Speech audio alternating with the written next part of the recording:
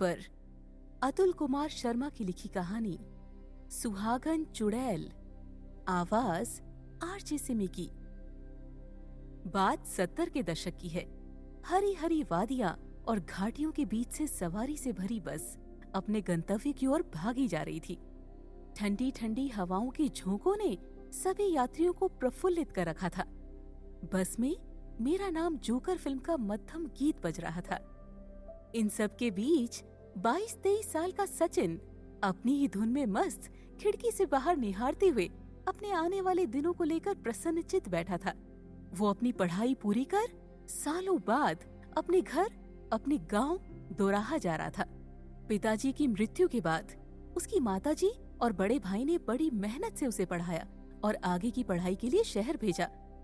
उसने भी अपनी माताजी और भैया का सपना सच करते हुए बहुत मेहनत से बीए की परीक्षा अच्छे नंबर से उत्तीर्ण की थी। उसे पूरी उम्मीद थी कि किसी न किसी कंपनी में या सरकारी नौकरी में उसका सिलेक्शन हो ही जाएगा। आज अपने घर लौटते हुए वो बहुत ज्यादा खुश था। गांव के डाकघर में उसने पहले ही फोन करके अपने आने की खबर दे दी थी। जिस गांव में चड्डी पहनकर उसका बचपन इधर उधर दौड़ लगाया करता था, उसी गांव में आज साहब बन सालों बाद वो अपने घर लौट रहा था।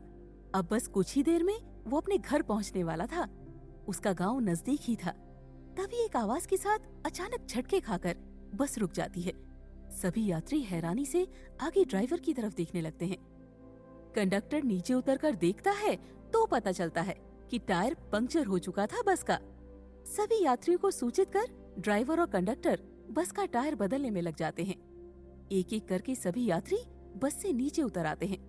कोई झाड़ियों में घुसता है तो कोई एक तरफ खड़ा होकर धूम्रपान करने लगता है। कोई छोटे ट्रांजिस्टर पर गाने सुनने लगता है। सचिन भी बस से उतरकर उस जगह को गौर से देखने लगता है। वो ड्राइवर से पूछता है, अरे भाई, कब तक टायर बदल जाएगा? शाम होने को है, मुझे घर भी पहुंचना है, क्योंकि मेरा गांव मेन रोड से थोड़ा अंदर है। नाके पर भैया इंतजार करेंगे, मुझे लेने आने वाले हैं। कौन गांव है आपका? ड्राइवर सचिन से पूछता है। दोराहा का रहने वाला हूं यार मैं। अंदर कोई बस नहीं जाती ना वहां, खुद के साधन से ही जाना पड़ता है। सचिन ड्राइवर की बात का जवाब देते हुए उससे बोला, बस आधे घंटे में बदल जाएगा साहब। आप चिंता ना करें, मैं जितना समय खराब होगा इसमें बाद में कवर कर लूंगा। ड्राइवर की बात सुनकर सचिन इधर उधर टहलने लगता है। टहलते टहलते वो जंगल में थोड़ा अंदर तक निकल जाता है। वहां की हरियाली और आसपास बिखरी हुई जंगल की खूबसूरती देख उसके होठों से बोल फूट पड़ते हैं। कितनी शांति और सुंदरता है यहाँ। शहर की चिल्लपों से दूर हरियाली की गोद में जिंदगी कितनी खूबसूरत लगती है। वहां तो बस भाग दौड़, हर इंसान अपने में ही सिमटा हुआ है।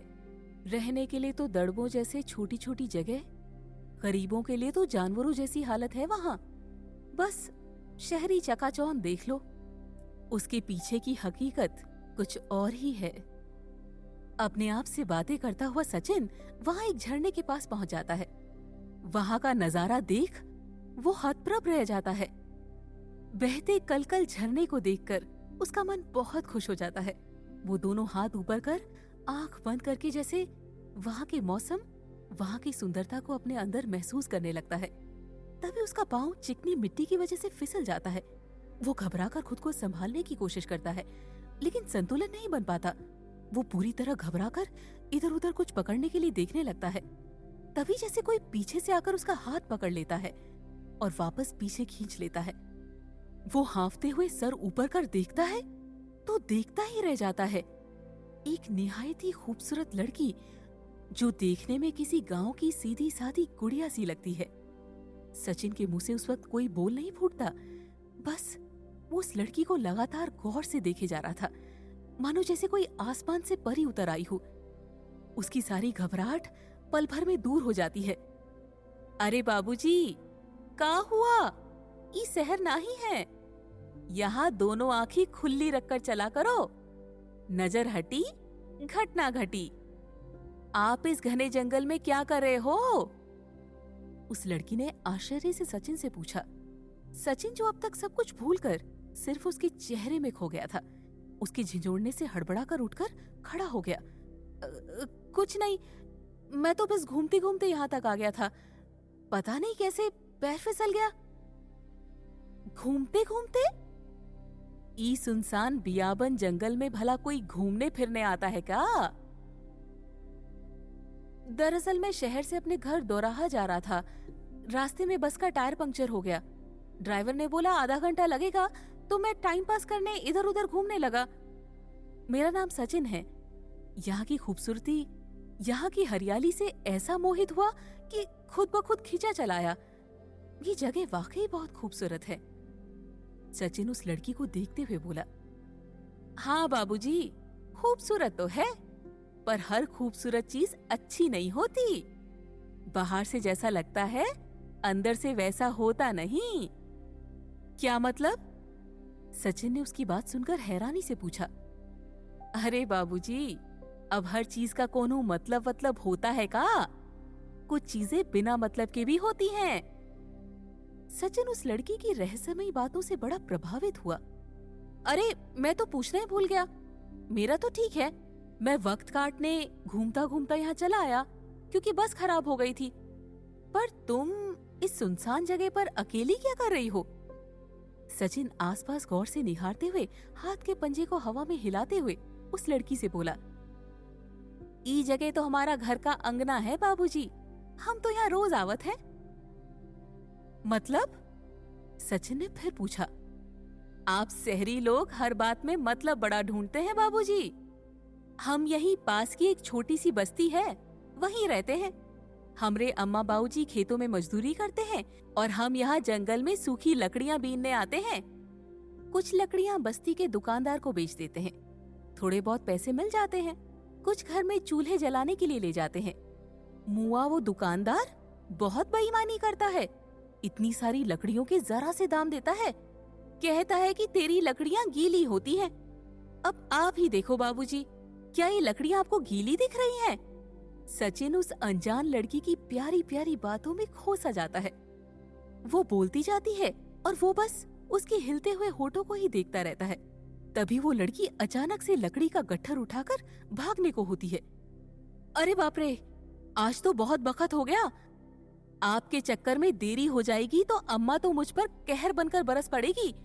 आप भी जल्दी ई जंगल से निकल जाइए बाबूजी, यहाँ ज्यादा देर रुकना ठीक नहीं है। संजा होने को है। अम्मा कहती है कि संजा के बखत जंगल में ज्यादा नहीं जाना चाहिए। ई जंगल भूत प्रेतों के लिए मशहूर है बाबूजी। मैं तो दिन दिन में अपना काम निपटा के यहाँ से निकल जाती हूँ।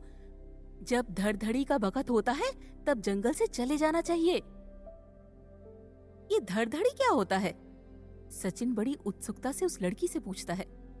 आपका नहीं पता क्या बाबूजी? अरे हाँ, आप ठहरे शहर में पढ़कर यहाँ आने वाले, आपको कैसे पता होगा? धड़धड़ी बखत का मतलब जब सूरज डूबने वाला हो, जब गाय बैल चरकर वापस लौटते हैं ना, उस घड़ी को कहते हैं धड़धड़ी का बखत।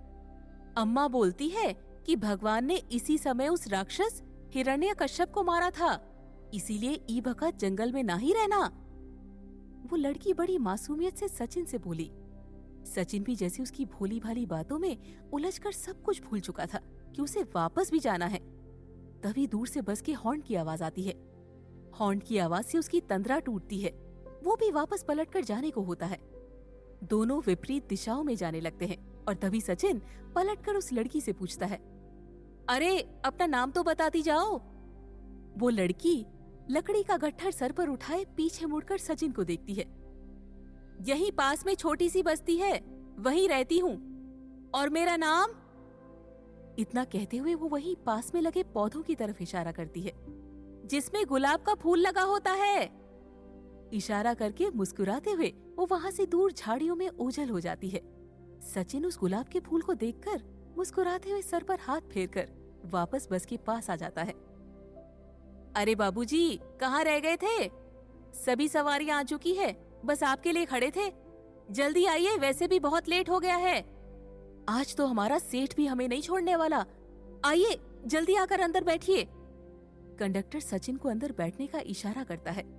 सचिन वापस अपनी सीट पर आकर बैठ जाता है, पर उसके मन में निरंतर उसी लड़की की बातें घूमती रहती।